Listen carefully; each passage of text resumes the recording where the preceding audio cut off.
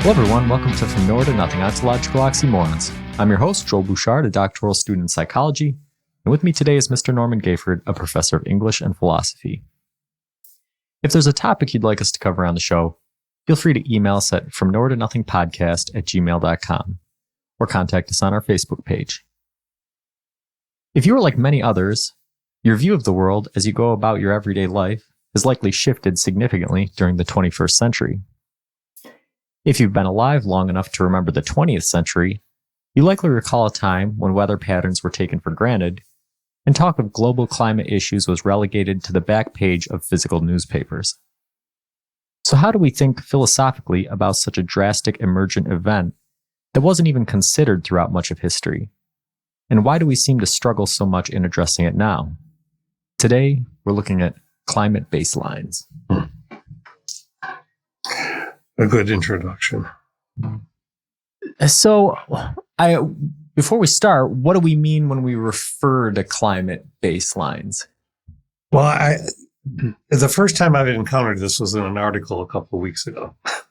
Not the word baseline, of course, that's my point, but climate baseline. And it was in a piece by a man who writes for various outlets. He works for the Washington Post now, and I shared it with you, or you. Yeah. And he says that the term emerged from a climate scientist in 1995 or so, referring to what we take as the standard of what our regional or localized climate is, and that we measure anything after that according to what's immediately there.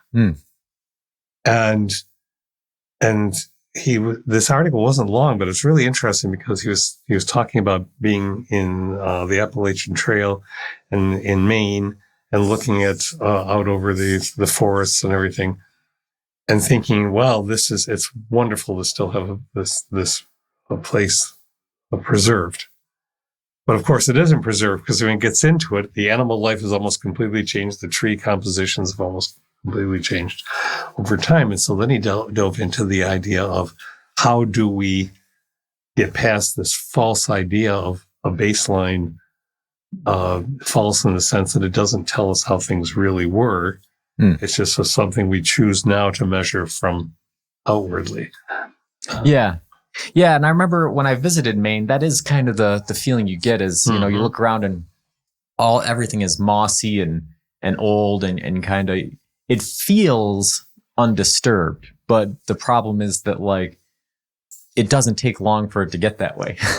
I think I told this story on an episode a few weeks ago about, you know, I've got 66 acres of property, and we found this stone foundation that was all mossy and torn down and old. And we thought it was super old. And then the guy who put it there came by the cabin, right? So yeah, your local climate, you know, I mean, if you're in an extremely dry place, then, you know, you can have pyramids or petroglyphs or all kinds of things that are still standing after thousands of years. But if you live in a very wet environment, then things don't even last decades, you know, before they disappear. So that all kind of plays into it a little bit. Yep. But yeah, the article you sent me was very interesting. There was another interesting article that came out this week talking about how, you know, they looked at sort of 6 climate boundaries, and they, you know, established that 4 of them humanity have surpassed in terms of the ability of the planet to stably sustain us and that sort of thing. So when did humans start to consider the role climate plays in the survival of the species? So, you know, when individually, right, climate has always sort of been the friend and enemy of humanity, right? You can imagine hunter-gatherers. Yes, you can gather your food and you can hunt your food from the environment, but you also had to beware of rainstorms and droughts and these other things. But when do you happen to know when, you know, philosophers would think about climate as impacting this humanity as a species?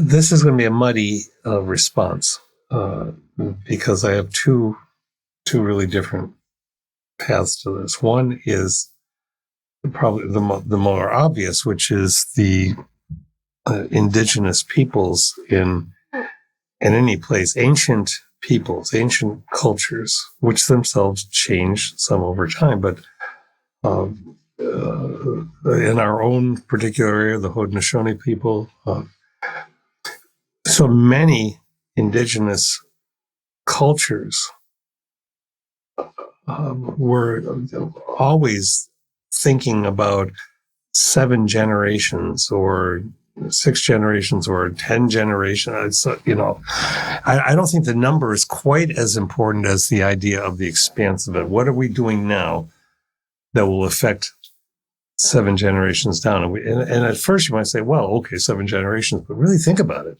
Yeah. How many greats is that on a grandfather? Yeah. And we generally think of our own lives and maybe our parents, maybe our grandparents, and maybe our kids, but that's 4 generations, but it's 4 coexistent generations or within memory touch of each other. Yeah, every once in a while you see a wild news article like the last person to be receiving a Civil War pension just died, and it's like the wife of somebody who was second married, or some president like William Henry Harris has grandsons that are alive, or you hear a news article like this and you go, whoa, like that's only 2 generations and you're all the way back to the right. Yeah, and of course that depends on how young wife, old person, right? Yeah, and all that. But and longevity. I mean, some families have people who live well into their 90s. Okay, so let's see. If you had 2 back-to-back generations who were 90, and you covered 180 years with some Venn diagram in between there. That's back a ways. You're taking 7 generations, and certainly there are people who do think of this, but as a culture, we don't think of this. And in fact, many indigenous peoples, despite the conditions, do. Is it in Maine? I was reading about too. I think it was in the same article, wasn't it? Where they're trying to, with the lead of the director of natural resources for this particular indigenous group, is leading the attempt to restore and attend to forests in Maine. But it's involving bringing in trees and things that weren't necessarily there in the old forest, but need to be there in order for the new forest to grow. And the point, so that's one, it's the indigenous. The other path is, when you're talking maybe more formally, philosophically, is when is it that people begin to think of what they're doing to the planet? And I think if you get into those things, you're probably into the Enlightenment era, the Kantian kinds of things. The focus on what's utility, what's good for the large number. It still wasn't primarily a naturalist-based thing. Yeah. So, do you think it was about the same time that global climate trends were postulated to be something that was unstable? Throughout a lot of humanity, I think that nature was just thought of as nature, and it was going to do what it was going to do. Nature is separate from us for so long. Yeah. Right. When this is relatively recent, when we begin to notice that what we have made and how we use what we have made is having an effect. And there are still lots of people who deny it. There's still plentiful people and groups that say, nope, humans don't have an effect on the planet. I think it's getting harder and harder to maintain that position and have any kind of validity. Yeah, and I think that, man-made climate change can come in a lot of ways that people don't necessarily think of. I think everybody thinks of tailpipes, right? Or, emissions and that sort of thing. But a couple weeks ago, my brother and I had the New York State Forester down to our land to, to tell us how to best take care of the forest. And as we walked through, he goes, okay, well, you got some young ash trees. He said, you should probably cut those all down. He said, there's no point. They're not going to grow to be mature trees. Trash trees. The emerald ash borer is gonna eat them all. There's no point. Cut them all down. And we go a little bit farther and he goes, okay, you got some beech trees here. Oh, and your beech trees have, I forget what you call oyster shell disease or something. That's got a fungal bacteria that passes through the roots. So you better cut all those down. You got some, conifers here. You should probably just girdle them because they're not going to let anything grow underneath them. And I go, after a while, I go, so tell me, what trees are doing well? And he goes, well, nothing really. And I go, that's horrifying. I go, what about, the maples and the oaks and things? And he goes, well,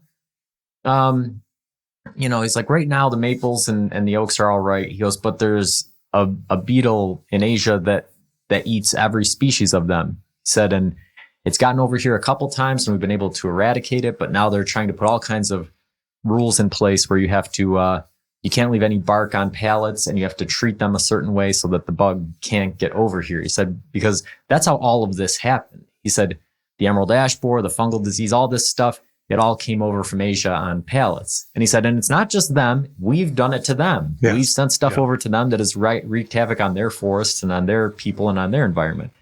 He said, so he's like, that's kind of the dark side of globalization that a lot of people aren't aware of, is that, local ecosystems and environments have certain characteristics. And when you introduce things from other parts of the world, it can destroy it, Well, that's man-made climate change, right?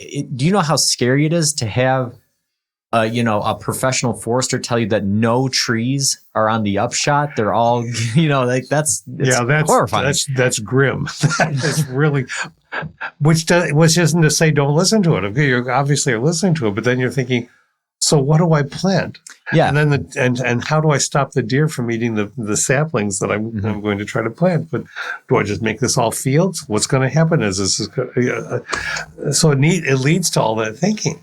Yeah, and he gave some really good advice on what to do. But yeah, early on, the paper birch, they're all going to get eaten. You go, I think it's part of human nature to instinctively go, well, I want to save these things. I don't want to just cut them. I don't want to just resign and cut them down. Right. But there's hope because he said, well, the American chestnut, went extinct because it all got cut down and then diseased early on. He said, but now we're reintroducing it. He said the thing that destroyed it died out because it didn't have a food source, and we have seeds, so we're going to start distributing the forest to start regrowing things. So there's always hope, right? But the thing is, the path of hope is always the hard path, right? It's the easy path to continue doing the things the way you have and to have this doom and gloom mindset. The hard path, ironically, right? It's harder to be hopeful because hopeful requires a lot of work. It's easier to just resign yourself and then keep doing the things that you've done. I think that you've hit on a philosophical core foundational point that runs through some spiritual disciplines, but runs through some philosophical isms too. And that is, it's hard work. It's hard work to make the right decisions. It's also, though, there are a number of things packed into the story you just told, which is a terrific story, anecdote, because part of the climate baseline issue, what do you do and so on? Well, the writer that we started out with, but then there are others as well that you encounter as you're reading outward, is telling stories and encouraging the telling of stories and accessing the knowledge that people have, like the forester. And no, it wasn't always this way. My great grandfather had a story about all the salmon that were running upstream that don't exist anymore. This person was writing, the article was talking about a person he'd interviewed, and And the salmon aren't in the river nearly as much. Now the percentage is way low. But to know what things were in an anecdotal sense, not in Edenic sense, like the Garden of Eden, or it was perfect back then, because it wasn't, because there were imbalances, because everything is constantly entropic. We've talked about that. So everything is always changing, no matter what. If Europeans hadn't come to these shores, other things still might have, floating on logs, and things. So it's not. We need to take fair responsibility for all this stuff. But again, we also ship it out now from these shores to other places, as he very adequately said. So the idea is, what do we take as a baseline? Do we understand that a baseline is just a reference point, and how do we choose that reference point rather than just saying, oh, well, it was good then and it's not good now, or well, now it's just as good as it ever was? No, we don't have nearly the fireflies that we did. If we loved fireflies as a kid, they're severely reduced. We don't have the honeybee populations. This is why you don't just try to spray honeybees if you find them. You try to get somebody to take them. So we're aware of these things. But part of that is telling the story of why things have changed. It's not a story like a fairy story, but what has led to these changes, and then asking the questions like you were doing. Well, what can we plant? Is there anything we should save? And also keeping in mind that you were doing a fast forward in your head because he was doing a fast forward in his head. All of those ash trees, you're not going to cut down all at once. You don't have the time to do that, first. Second, all of the paper birch and so on, they aren't going to all just die at once and fall over in the next year, in all likelihood. Mm-hmm. So you have a chance to pick and choose what you're going to cull, and that will affect the environment too. Yeah, and there's a healthy way of doing it. It sounds doom and gloom when he says cut down all these things, but he said there's a way to do it, right? If you have a dense part of the forest, then cutting out these things that are dead or are going to die provides space and light and nutrients for things to grow up underneath. There's another way of cutting things down where he said, girdling them, where you cut essentially a strip of bark around the whole trunk of the tree. And the trunk is almost like one big vein. That's where the nutrients get sucked up.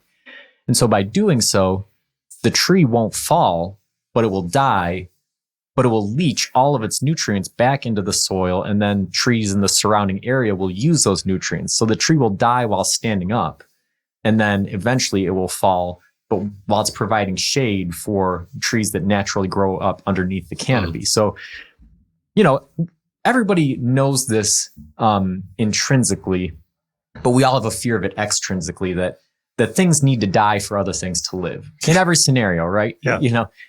We have to eat, at the minimum, plants. We have to kill plants in order to sustain ourselves. Sometimes animals, that's just the way things go. And that's no different in a forest. But there's good ways and bad ways of doing it. And that's where the effects on the climate come in. Yeah. But you said something that is very interesting when we were talking about entropy, which is what we were talking about last week. This idea that things are always tending towards disorder, and that systems are always consuming energy and expelling waste. With that in mind, is there such a thing as an ideal climate baseline?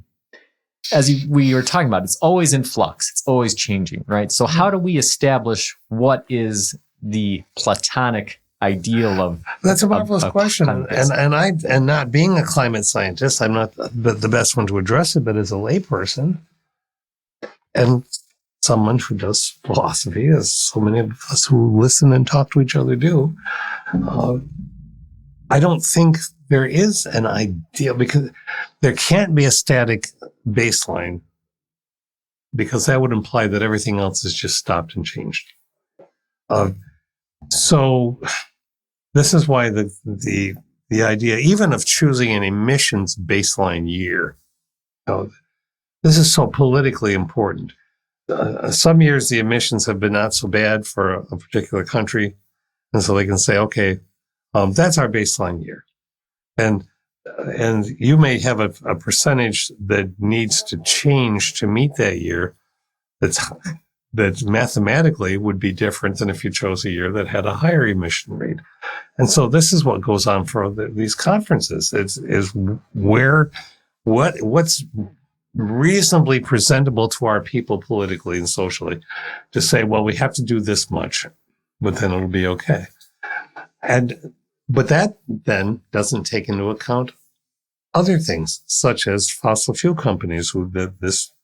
This week, there's this major project people have talked about for a long time, incredible amounts of money poured into it, for two of the largest fossil fuel companies to create carbon sweepers, carbon cleaners for the atmosphere.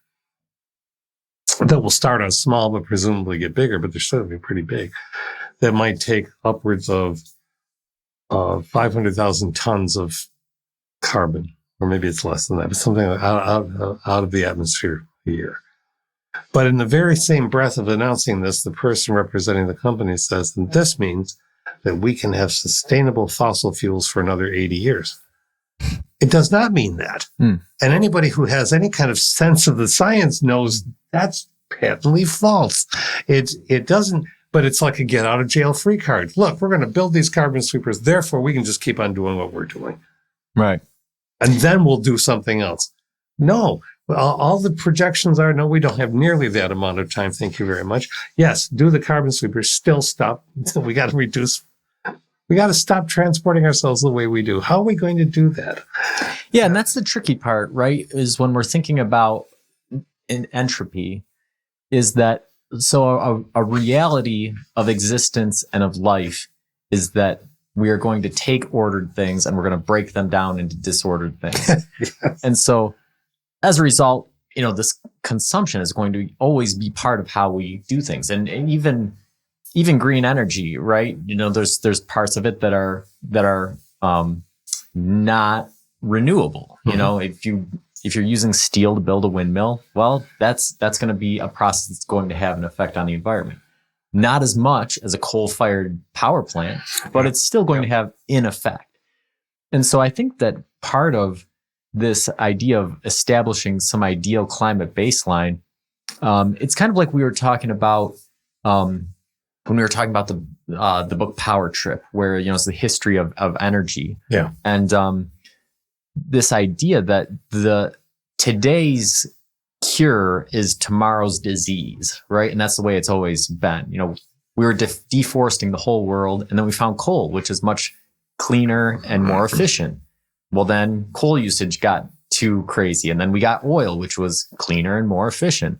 And now oil has allowed us to create all kinds of things that make modern life possible. It has properties in plastics that allow for amazing things that really we don't have a green replacement for right now. We're starting to play with plants as, using certain amounts of plant matter to replace certain amounts of plastic and those sorts of things. But the technology isn't quite there yet. Mm-hmm. And, with green energy, oil is such a concentrated form of energy that wind and solar and water have a hard time replacing, because you need much bigger infrastructure, and the infrastructure is the part that's not green to make, and it produces a much lower output of power. So these are struggles that exist outside of any political any political gamesmanship, right? These are legitimate issues. And so when trying to establish a climate baseline, whether it's human infrastructure for energy or whether it's ecosystems or that sort of thing, we have to think very carefully about what we put into place, because this tree that might in theory do this great thing for an ecosystem, but that it's never been in that ecosystem, it might do a very good thing in that ecosystem for a short amount of time, but then in the long term, it might become something invasive, right? Mm-hmm, mm-hmm. The new energy solution we come up with might be something that, seems to miraculously reduce our emissions in the short term, but then in the long term, as with every energy source we've ever had, right, except for water, might end up poisoning us in some other way. So again, it's that concept really hit me hard reading the book, that today's cure is tomorrow's disease. And the history of humanity is coming up with ways to address these challenges, but they're always imperfect solutions that will require refining later on. There's no silver bullet. There's no silver bullet. And this requires what you were just going through, reminding us of that book, is this requires a constant awareness of and adherence to facts that have been established by the previous iterations of an energy source, or the previous practice of science. Until we know otherwise, this is the way things seem to work. When we know otherwise, then we'll be putting that in place. So even that is in flux all the time. But if we don't keep track of, if we always shutter ourselves to, well, this is our baseline now, as if this is the given, this is the way things are supposed to be, or this is the way, when no, there's not a supposed to be. That just doesn't exist until we philosophically create the supposed to be's. We have we say, for instance, we have the God granted right to X, Y, and Z. Well, we say that, but it may well be that, and that may be so, but it's not necessarily obvious except intrinsically. It's not explicitly obvious. We say we value bodily autonomy and freedom. Those are big deals. Those are very important. We don't live that consistently, and therefore that's not a consistent thing in the world. We just make it up, and in making it up, either we stick with it and try to figure out how we follow through with it with all the changes around us, or adapt to the changes without trying to take things away. Well, what things are we talking about? Well, we might have to take away how much you can travel. We have a God-given right to travel anywhere we want to. No, we enabled ourselves to do that, but you're talking about how easy is it to get from point A to point B? If we get to a place where it depends on whether we get to breathe and whether we can survive temperatures, and if that's dependent on whether we keep eating as much meat or producing meat in the ways that we do, which is not the way it's always been. This is an example of storytelling that goes amok. Oh, the family farm. We've got to preserve the family farm. The family farm virtually doesn't exist anymore. Yeah. It's corporate farming where cows do not graze. Well, then we have family farms that emerge that do organic. In this very area, we've got wonderful people who do that. Small farms, organic farming, trying to have a small carbon footprint, but they're up against these major corporate entities which create more methane. Yeah, I had a friend him and I were talking about it the other day. And, we're talking about how there's this school teacher asked students, if you were a wealthy white landowner in the 1800s, would you be an abolitionist? And everybody rose their hands, right? But that's not true, right? Not everybody would be. There'd be a large amount of them that would go along with slavery because that was the zeitgeist of the time. That's the institutional part of it, right? And so really only the very few that had a strong moral compass and were willing to go against the culture and were willing to make sacrifices were the ones that became abolitionists. I think you can see something similar on the climate scale now, right? There's a lot of people who, I think, project yourself into the future 60 years from now and your grandchildren are asking you, well, were you a climate advocate back in the day before all of this? And a lot of people say, oh, yeah. But that's the thing is, I think being a climate activist, right, it's more than just saying you want things to change. You have to actually make some changes. You have to make some changes. Were you buying, bamboo or sustainable forestry products? Were you spending the extra money on the local organic meat and not going to the store. And none of us is perfect, right? None of us is going to do all of the things, but were you doing your best to try to make a difference? Yeah.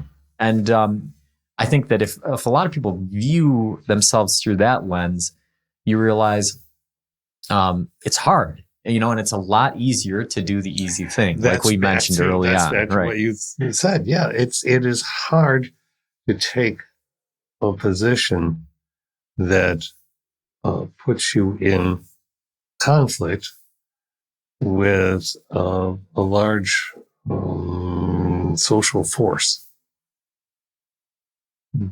But it's necessary if you're going to do two things at the same time. Preserve that which you think is the most important philosophical elements of your particular culture, and do so in a way that, in a utilitarian fashion, makes it possible not just for most people, but for virtually everybody to be able to live well. And we have to redefine what living well means. Yeah. I don't have a ton of money to contribute to charities, but the ones I always do contribute to are environmental ones, right? Mm-hmm. And some people give me flack for that, right? Because, I'll get the request for kids with cancer, right? And I put it in the recycling bin, right? And people go, "Oh, that's heartless. How could you not contribute to something like that, but you'll contribute to the Nature Conservancy or something," right? And I go, well, because overall, again, it's a utilitarian calculus, right? How can I do the greatest good for the greatest number of people with the resources that you have? Right. And the Arbor Day Society, the Nature Conservancy, a lot of people don't know this, but they regularly have drives where if you donate $5, they'll plant 100 trees. Right. It's just a very small amount of money to do a really large amount of good. Right. And if you interface with your local agencies, right? Like I was talking about the New York State DEC or the Cornell Cooperative Extension. Yeah. There's a lot of programs that they have that will tell you the things that you can do, just small things you can do to help make things a better place. And that's the thing about environment, right? Is if you make the environment better, you really are helping everybody in some way. Yes. And the local is the place to be. I mean, even now there are villages and towns where we live, where you live and where I live now. Both towns are reassessing and doing intentional planting of trees because we know that shade and tree cover helps reduce the amount of energy that air conditioning has to address for places that heat up. This summer, I mean, here's a baseline. Here's exactly the idea of a baseline. I always thought of Perry and Warsaw, where we both live respectively, as very tree-friendly places. But I've been doing a lot of walking as part of an adjustment over the recent years, and it wasn't just because of the pandemic; it's because I love to walk. So, but you have to get yourself back into that, and there were many places this summer when I was doing some babysitting over here in Perry, for instance, where the streets that I thought were just trees everywhere, there were very hot patches, and you'd have to walk for a while before you got under another tree. So on the macro scale, you glance and you say, "Oh, look at all the green in Perry." Yeah, but when you're actually walking down the streets, some streets can be very, very intensely hot. Yeah. And so the baseline that one has in one's head is not necessarily the accurate one for how things are. Yeah. And that brings us to another question, which is, how does the reality of man-made climate change philosophically affect humans' relationship with nature? Do we have dominion over nature, or does nature have dominion over us, right? Because I think there's always been this sort of, we've always had this idea that we're bending nature to our will to make the world ours. And that while that seemed like something that was a powerful, positive force for humanity, we're now seeing that maybe that is still true, but really we're creating a bad place for ourselves. But in the long term, it's still nature, right? Yeah. So how does climate change affect our relationship with nature? Well, that presupposes that we acknowledge a climate change. And I think it can affect us in many ways. We'll move past the idea of denialism for a minute. Let's go to the position that you were talking about before, where people say, well, what am I supposed to do? I live in a rural place with really no bus lines. There's no mass transportation that I could use.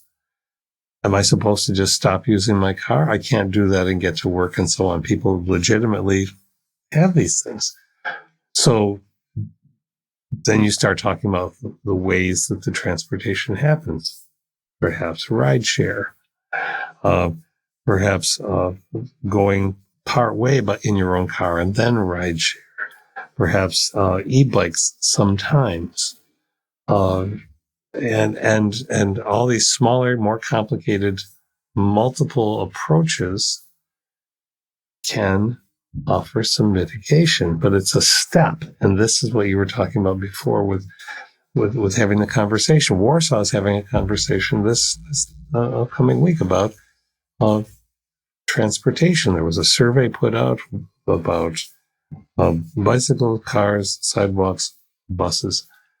And the survey apparently, I'm cautious, has been listened to, and there's going to be a town meeting, and then talk about whatever ideas are gathered there to put together a proposal for what could be done. Now, I'd like to be really optimistic and say, yay, we're finally going to address this. I've lived too long, so it's not a pessimism, but it's just okay, some things will be heard, some things will be able to be addressed, some won't be viable economically or politically. And so maybe some things will happen.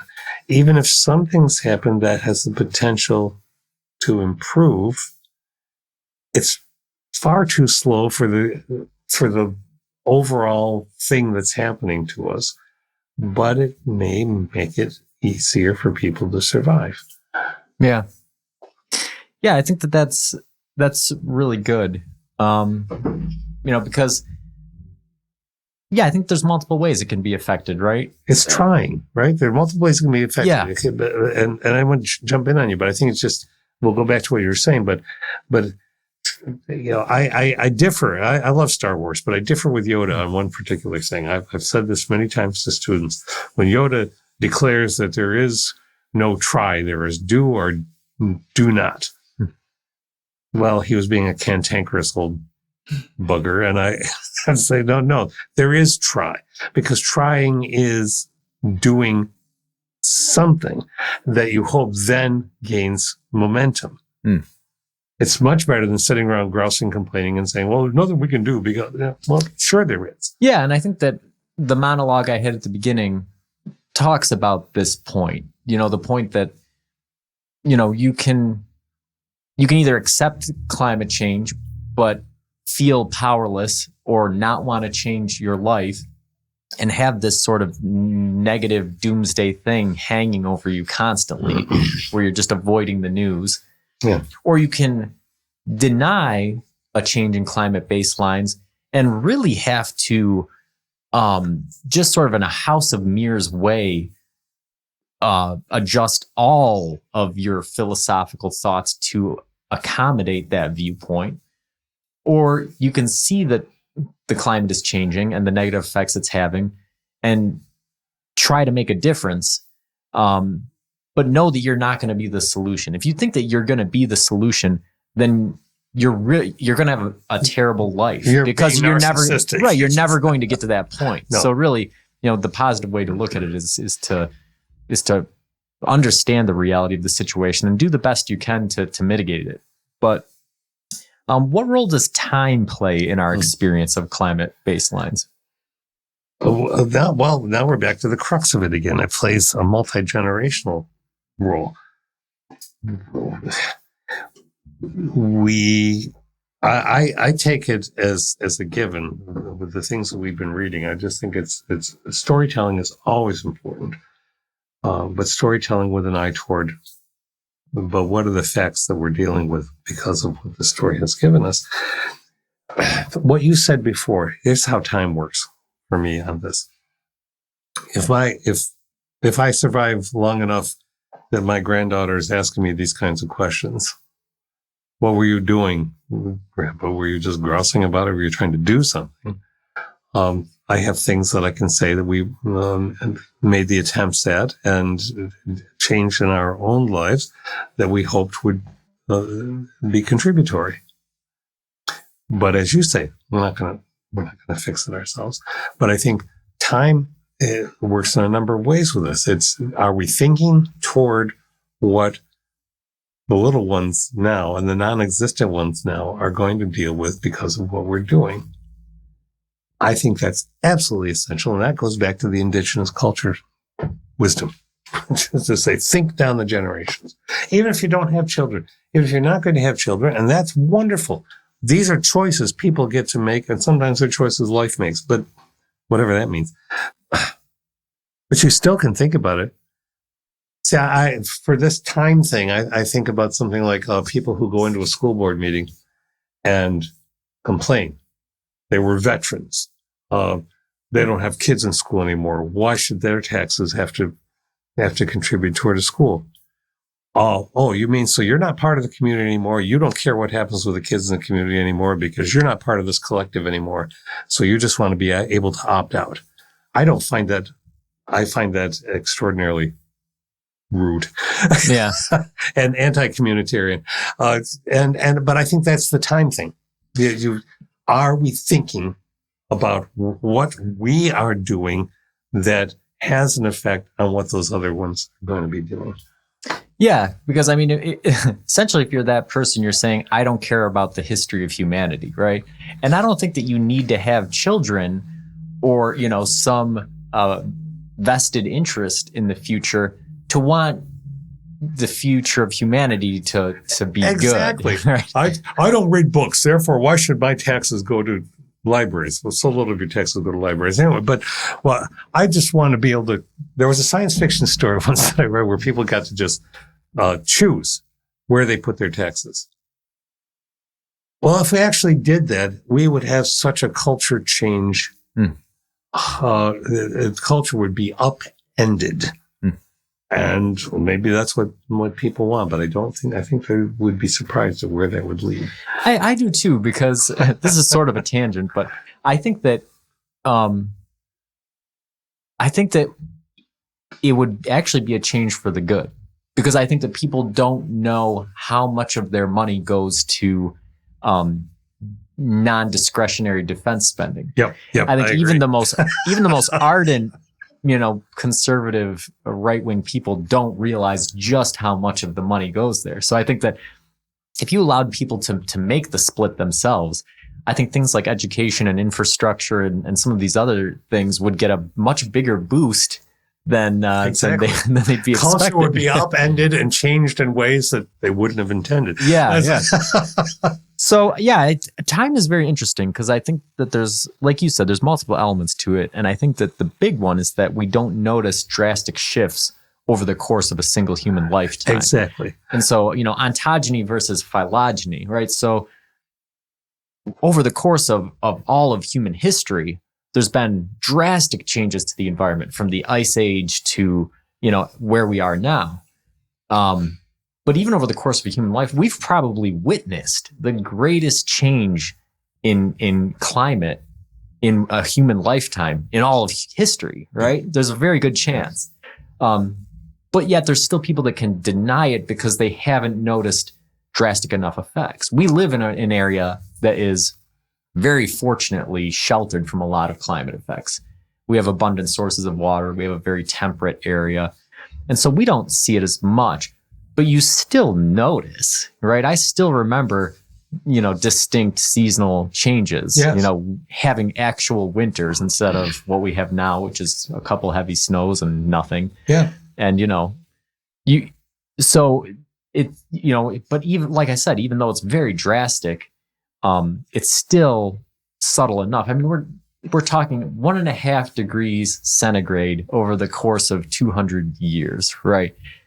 It's a very small amount. And so people have a hard time grasping that. And so time, I think the idea of time and how pressing the issue is and how long it will take to reverse it is something that people struggle with from a time standpoint. It is. And then I think there's the other aspect of time, which is sort of what we've been harping on a little bit, which is that we need to weigh short-term economic interests versus long-term environmental issues. And what sort of things can we cut out or modify that really aren't that important, that we can adjust to, that can have big impacts down the road. But who should be responsible for multinational and intergenerational ethical considerations? Yeah, this is a tough one, right? Let's form an institution for the monitoring of. See, and I think this plays into the next question too, which is what are your views on geoengineering as a solution to resetting climate baselines? Because right now, right, we have these billionaire Batman types who want to undertake projects outside of government purview or regulations, right?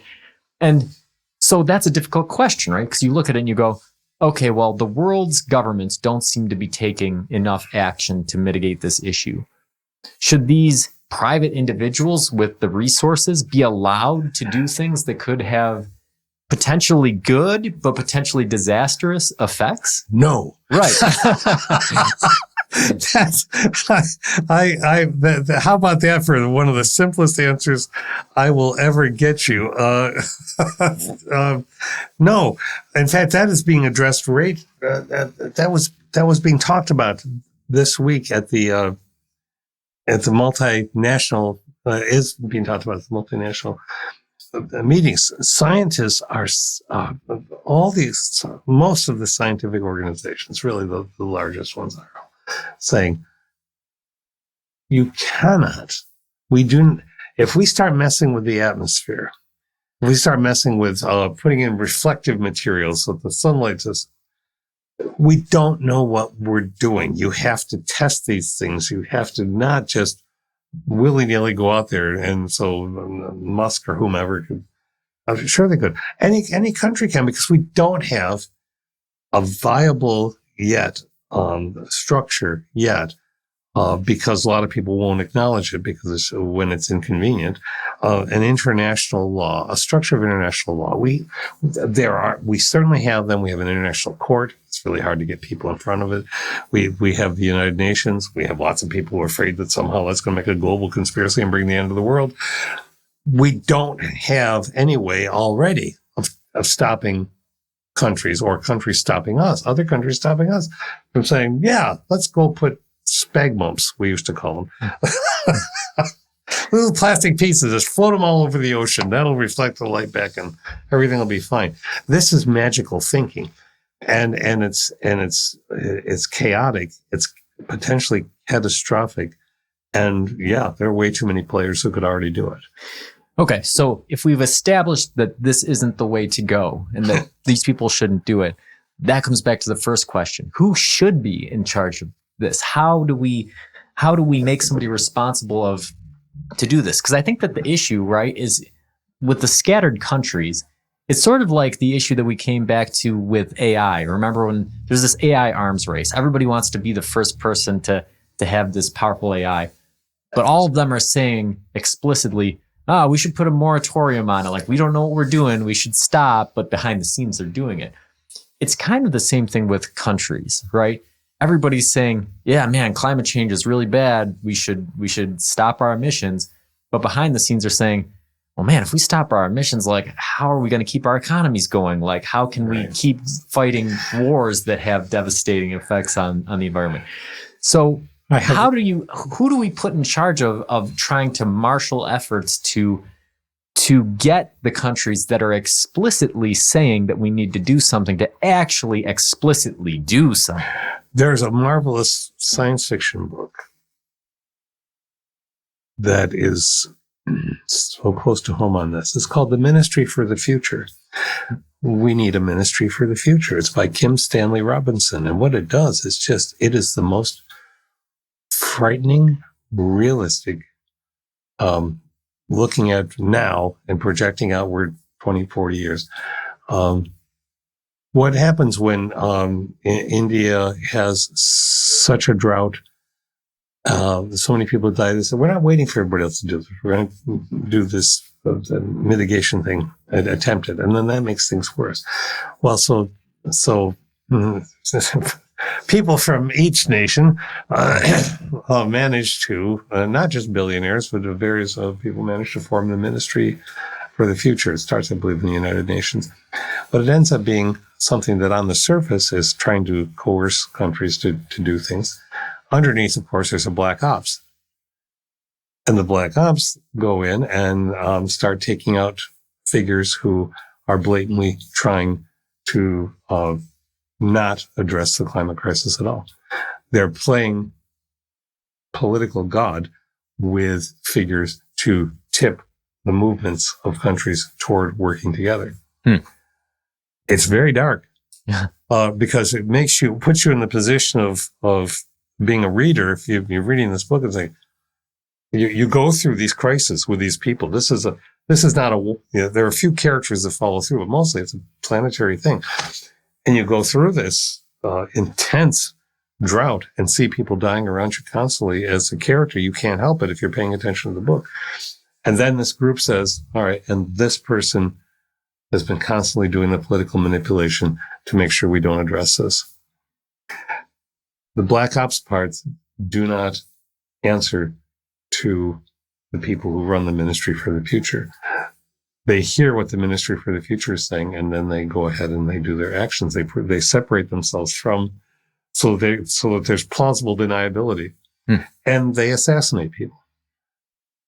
Yeah, and they blow up corporate projects, and they do things that are violent, in order to think about those generations, 3 generations down, because that's what their goal is, to think, what are people going to say about this isn't working? We're doing this. So it's a planetary vigilante approach. And it's really very difficult for me, because I read that book and say, well, dang, that makes a lot of sense. At the same time, the other part of the brain is saying, what are you saying? Yeah. You're saying that violence is the answer, and so that puts you in a real philosophical quandary. Yeah, because I think that the problem is that there's going to be violence either way, right? If you have a country, if you have a country that, I mean, and this is going to happen, it's very likely going to happen. There's going to be places that run out of water or run out of resources. And once you get to that point, there's no longer any climate mitigating Hail Mary that you can use that will suddenly bring those things back. No. And so what is that country's only option? It's to try to take resources from a neighboring country that has them, to try to gain them back, right? Yep. And so, yeah, it really does end up in a bad place if there's nothing that's done, which is why we need somebody, something to marshal these efforts. We need the political force to pay attention to science and engineering, and do small scale tests, and then see if the democratic will is to then go ahead. But that's all, of course, in democracies, right? Yeah, there needs. So you're not going to have a planetary level decision where everyone at the same time says, "Yeah, okay, go ahead and do this." Yeah, there needs to be some way to synergize economic and climate interests. And until you get to that point, and I think that, and that's the thing that's frustrating, right? Is it seems that there's no political action, but I think that there is actually political action that's going towards this way, right? You have government incentives to start using green technologies and things, but it's just like with anything with government, it's a slow, plodding process. And it's moving too slow. And how do you speed it up while still having it be something that is, scientifically certain to be beneficial? It's a very tricky issue. But it's probably an issue for another episode. So until next time, keep pondering.